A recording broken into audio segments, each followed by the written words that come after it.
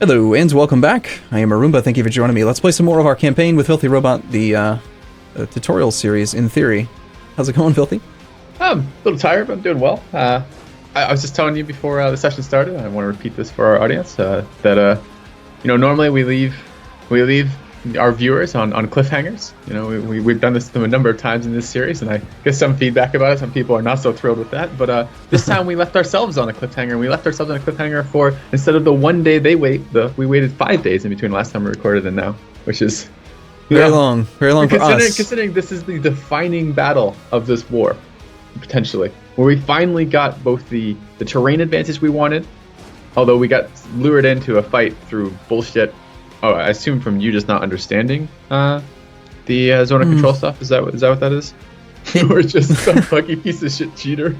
I don't know. Yeah. People have commenting on one of my other campaigns in EU4 right now that the AI is moving through zones of control they shouldn't be able to. So I don't know what's going on with zone of control right now. I thought, here's the thing, with the beta patch, which we played for like 10 episodes, 12, I don't know. We played for a number of episodes. At first I didn't like it because there were certain circumstances where like having one area with only one fort effectively was useless because like you could just march right through it. But if you had two forts, it always made sense and it was so simple. And now we've gone back to the older system, and in theory it makes sense, but then this stuff happens. Like they shouldn't be able to go from Northumberland to Lothian and then from Lothian to Cumbria. They should have to go Northumberland to Lothian, come back out of the zone of control to Northumberland, and then back out all the way to the zone of control to Yorkshire, from Yorkshire to Cumbria. But yeah, they didn't do that, and that's... No, they just went straight from Lothian to Cumbria, and were able to engage us, and that's crazy talk. Yeah, it's I don't know. It's curious, but anyway, let's go speed 2 and let's just see how we roll. We can't actually see the rolls until the next day, but we're in the fire phase, which we'll see. I'm gonna unpause. So our first phase, we got 4 versus 4.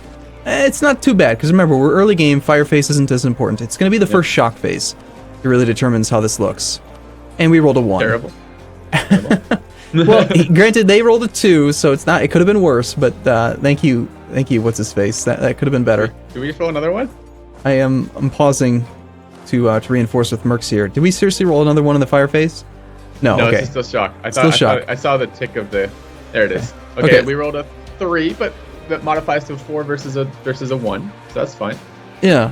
Now, for a while now, I've been wondering why Paradox doesn't just give you like a summary tab, like so you don't always have to add those numbers up in your head. You know, so I would just rather see it say 4 versus 1. But yeah. Oh well. Come on, second shock phase. Do it, Wallace. There's a 7. Woo! 7 versus a 1. That's very good. Okay, that's going to buy us a little bit of movement or potential here, but I'm still not optimistic about this war. Pretty low right now. So I got a question. Okay. He ran. Yeah, he retreated. Yep. Okay. So he saw the reinforcements coming in, and he saw the bad rolls, and he was taking more. I mean, you can clearly see here he lost 6,700 men, and we lost 5,000, and he was on track to lose even more. Okay, that's good then. Interesting. So he's going to be more than capable of hiding behind his forts. Okay. Now, granted, it's been a week since we played, so I've got to now take a moment to get a bearing on our position here. We're so screwed, Filthy. Like, this war has really, really gone badly. Please. We're in a bad position, just so you know. It'd be easier to see if we didn't have this information hidden multiplayer, which I think I keep forgetting to disable. Or it might just always be that way. I can't recall now.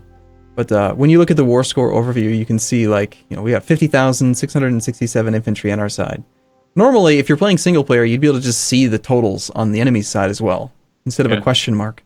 And so you could get a much better approximation of, like, how many troops they have versus how many troops we have. And in theory, if you really wanted to, you could just go through the ledger and add them all up, which is why I think it's silly that it's hidden. Yeah. But they have a lot. Castile joining that accidental acceptance or like refusal was painful. Let's go 1 day and then consider if we need to consolidate troops. We have 5,761 manpower. To reinforce our armies, we need 4,498. We have a cavalry stack that's at we have 1,100 cavalry out of a 2 stack. I think we want to make sure we have enough manpower to reinforce the cav. I'm looking at our treasury and I'm a little scared. Yeah, well, that's kind of what happens when you murk up a little bit. Monthly balance of minus 19.5. Holy shit. Yeah. We're going to consolidate the infantry. Not the mercs for now. We need to have full combat width still, which was 24. Right now we have 25. So we can consolidate out one of these mercs. Okay. So what I'm going to do is I'm going to grab 3 of the mercs, right? Yeah. Which is going to be, do you see that? Well, you probably can't see yes, it. Yes, no, I do actually see them. The Hume's first industry, Benbow's first mercenary, and yeah, got them. Yep, so we got a stack now. It's 3 regiments with 1,975 troops. We'll just consolidate that down. Let the other ones reinforce at full speed. And now we do have full combat width. It's mercs. Basically, our goal right now is to get England into a position where they're willing to surrender. Ideally with a white peace. I don't see us winning this war anymore.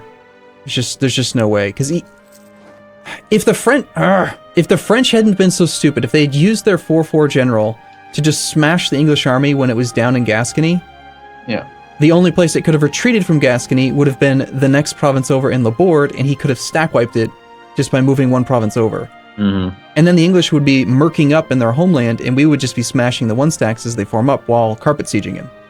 Right.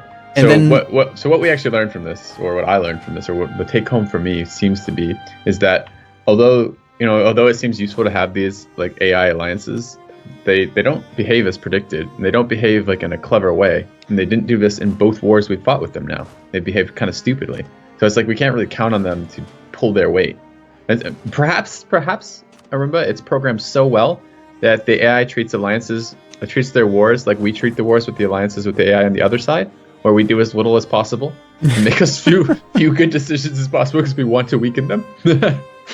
See, in general, I feel bad complaining about the AI because I personally feel like the Paradox AI is some of the best like logic that I've seen in a game. Like it is very good compared to a lot of other games, but it still does leave a lot to be desired. So. Yeah. So you've split up. So I see you split up forces in Yorkshire and Lancashire, and you're basically do you have to siege them down basically?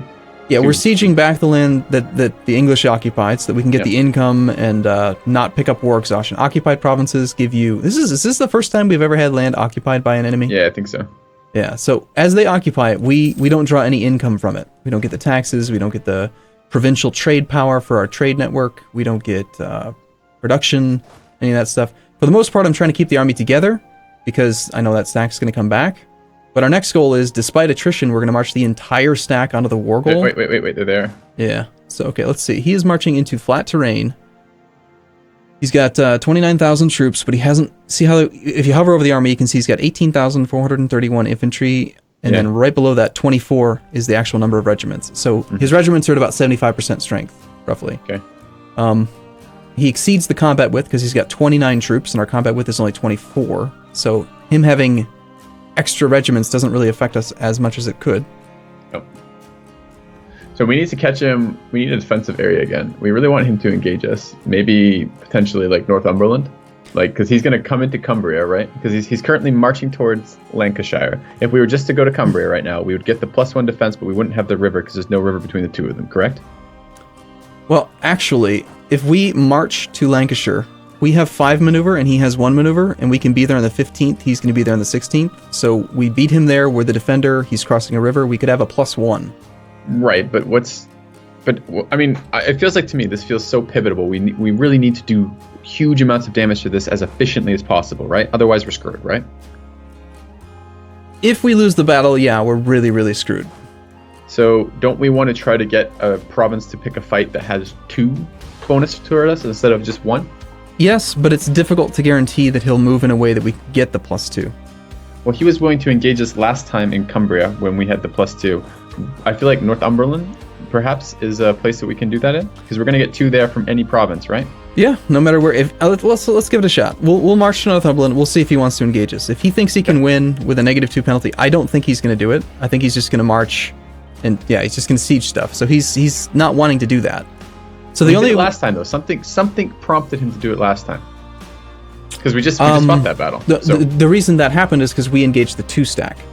Remember? When he was like just trying to save it or something? Yes, he was trying to reinforce a battle in progress. That's what happened. We didn't expect him to be able to because of the zone of control mechanics, but that's what caused him to do it. He's not going to try to take a -2 penalty if he can avoid it.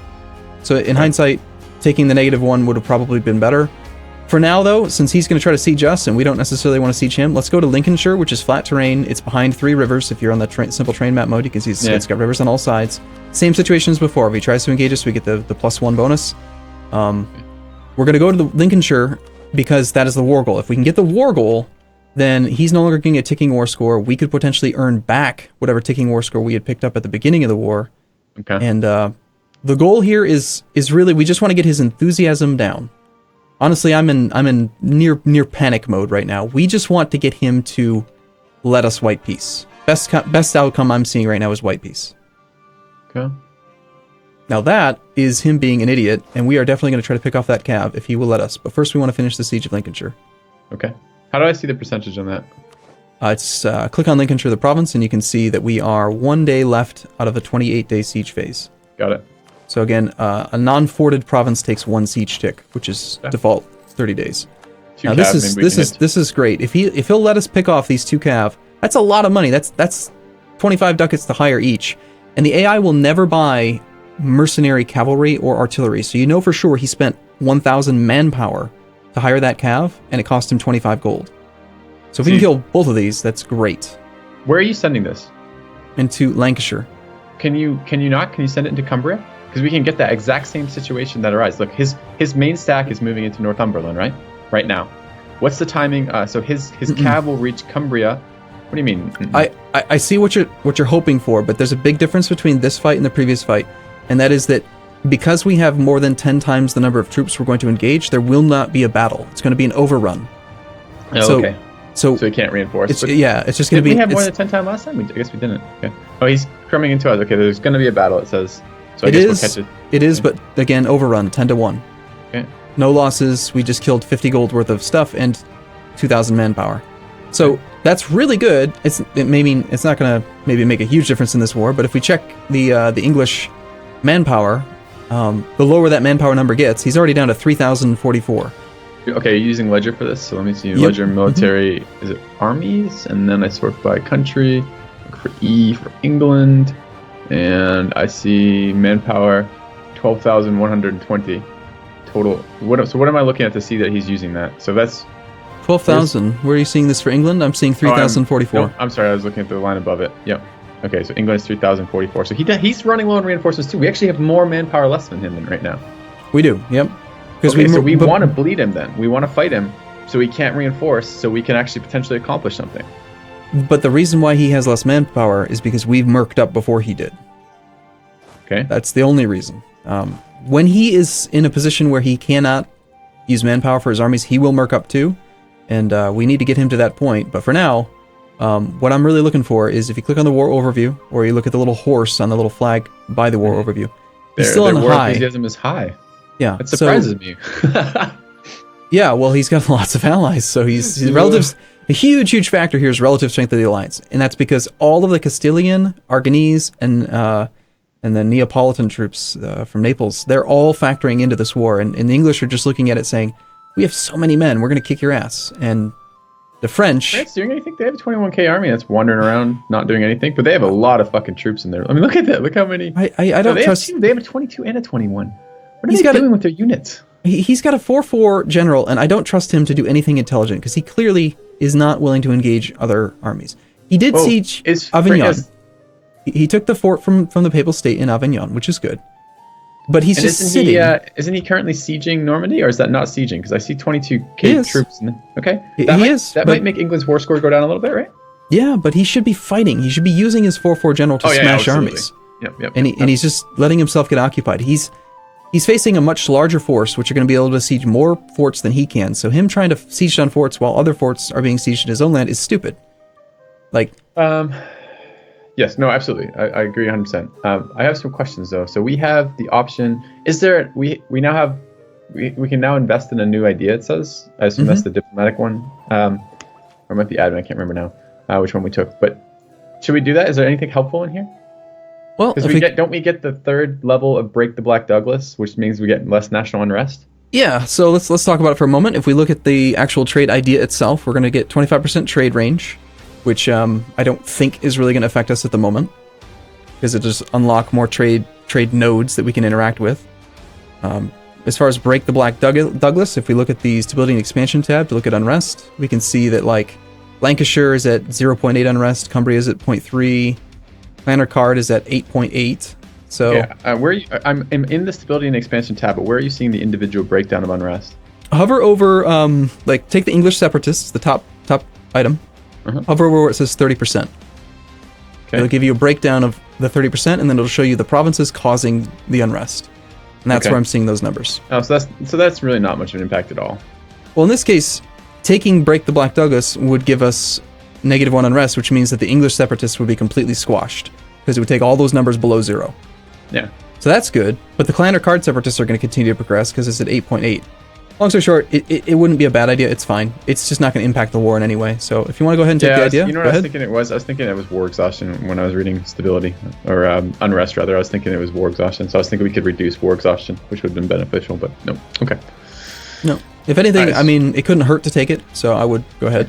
All right. To do that, I click on Merchant Adventures, and I say yes. Is that really what it's called? Merchant Adventures. Our merchants are going on adventures. Okay, so the rival of our rival, we're working on Burgundy. That's good. We've got 100 spy network strength against the English right now. We've got spy network strength against the Danish. Okay, so if he sieges down Lothian, he's crossing a river, which means that, and this is what's interesting. So because the fort in Lothian, even though the fort in Lothian is flat terrain, and normally to get the river crossing advantage, you have to be the defender. You have to remember that when you relieve a siege on a fort, you are always the defender. So it's as if we were there. Right, but we could go engage his army, and we can get a +1 right now if we wanted to. Alternatively, we could just kind of wait, because we know it's a level 3 coastal fort. It's going to take him a long time to siege it. We could try to occupy a few other provinces down here. Yeah, maybe we could catch a couple of his reinforcements. I mean, the downside of waiting is the reinforcements could arrive on these boats at some point, right? Right. I keep mousing over them, and I'm not seeing stuff on them, but I'm not sure I'm looking in the right spot either. So it is possible reinforcements show up. The other nations are unlikely to try to land boats on in England until after they have kind of taken over the mainland. They're not going to worry about it until they're done with the French. But soon, eventually, France is going to lose. France cannot beat the armies that he's facing. I can pretty much promise you he will lose this war on his side. So eventually, if we can't get England to back down, then we're going to be in a position where we will get invaded by 100,000+ men, and there's nothing we can do. Okay. So our goal is to weaken the English enthusiasm to the point where they want out of the war so that we can hide from Castile, basically. Okay. And then come back later when the Castilian armies aren't going to be involved. Yeah. So it's a turn for the worse, but the English enthusiasm says Scotland is making gains, -3, English military strength, -4. I think what we want to do is just kind of hang out, let him siege down our capital. It's not going to fall anytime soon. He'll suffer attrition while he's doing it. If we avoid attrition, we can kind of do a little bit. Okay, he's heading to Cumbria. That's interesting.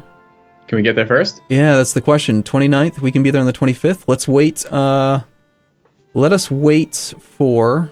You're trying to get him locked into the movement? Exactly. Let's wait 3 days so that we can arrive on the 28th. So we'll go 1, 2, 3 days. Oh, look, we received a generous donation of 45 from our friends in some place I've never heard of. Where's Tlemcen? How do I even say that? What is TL? Is Tlemcen? Tlemcen, yeah. They're the Muslim nation down on the northwest coast of Africa, and they hate Castile because they do. Yeah. So they want to help out against Castile. That's good. We could take money. We've already taken out a shit ton of loans, so that'd be good. So now we go. All right, we're going and we're locked, and we're gonna see what we can do here. Good luck. All right, Arumba, roll well.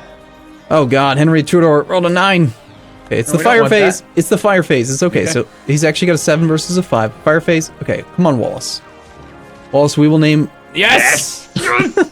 Right. Is that 5 versus -2 or 5 versus 0 here? Well, it's a 5 versus a -2. Yeah. So if you watch, and you watch over, like look at the actual battle itself, and you'll see the numbers, the number of troop death on either side. Where? Watch, there'll be these numbers that'll hover up. They're gonna be red. Oh yeah, the red stuff. Okay. So on our side is gonna be on the right. On their side is gonna be the left, just based on the layout. And you'll see that we're barely gonna lose any men at all because he rolled a negative actual number. So you see, we lost 193, we killed almost 1,000. 5-to-1 ratio for the next 3 days. Very, very good. Okay. Oh, we just rolled a 9 again? We just got, we got a 10 versus 10 a 0. Nice!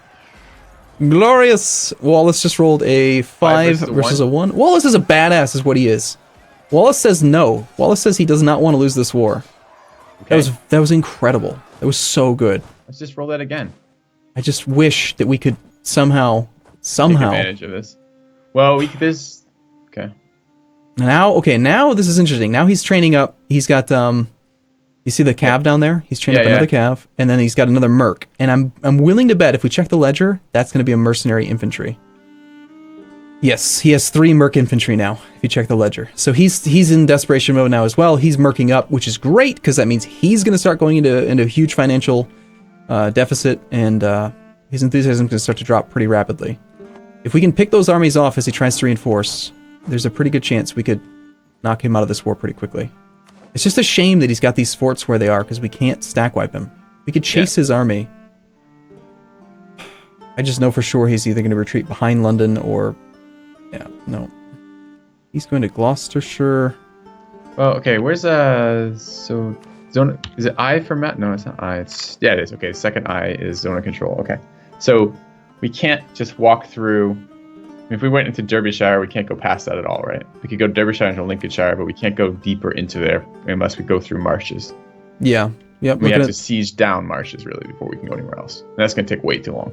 Exactly. Yep. Okay. And marshes, and that's the more dangerous thing, is that marshes is a forest tile. So if we try to siege it, then he gets the negative.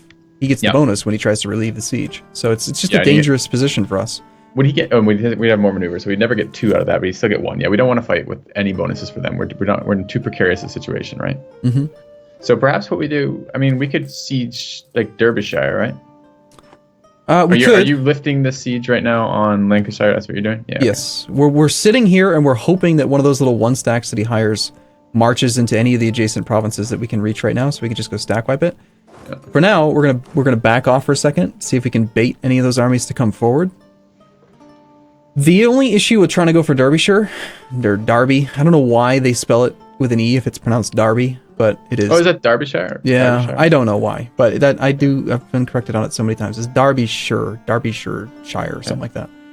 But if we siege that, because it's within the zone of control of marches, if we leave, then unless we're occupying marches as well, the fort will just unsiege Derbyshire for free. So right, but it's not instant, right? No, it'll take 30 days, but the only real provinces we could take that wouldn't have that happen would just be Norfolk. It's dangerous terrain. So really, we just have to sit here and hope that the English keep on throwing their army at us and losing, so that we can weaken their enthusiasm and then potentially knock them out of the war. Okay. Unhappiness among the clergy. That's what we need right now. Great. Conflict of opinion and interest of religious and secular matters between our government and our nation's religious authorities have upset the clergy. We may ignore their demands, in which case we gain 10 prestige, they lose 10 influence, and they lose 10 loyalty. They're currently at 62, so it will bring it down beneath the breakpoint of 60. Or we can agree to their demands and they'll gain 10 loyalty, which will put them at 72. We'll gain 10 papal influence and we'll lose 15 prestige. I think we have to ignore it, right? Don't we need the prestige right now for all the stuff it does for our combat? It would be better to keep the prestige for these battles with the English, yes. So, okay, let me go look up. So let me just quickly take a look at the Estates tab. I want to look at what the clergy does for us. So because we're at 60%, we get a tax modifier of 20%. That will still be there, though. So what we're gaining is a stability cost modifier and a yearly papal influence. I don't think that's that important. We're at war with Rome, right? The papal state, yes. We are currently at war with the papal state. Yeah, okay.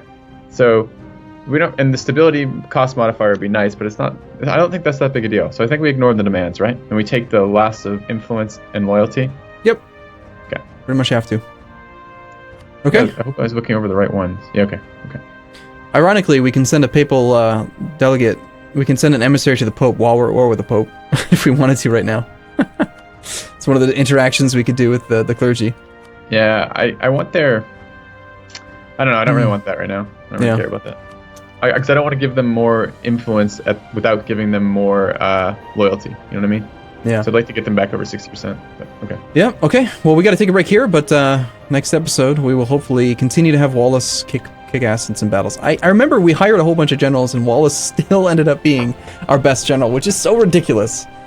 But I'm really hoping when that episode airs, that we'll get some fans to do the math for us. I really don't think it was that. I don't think we were that far off of what I would expect as an average outcome.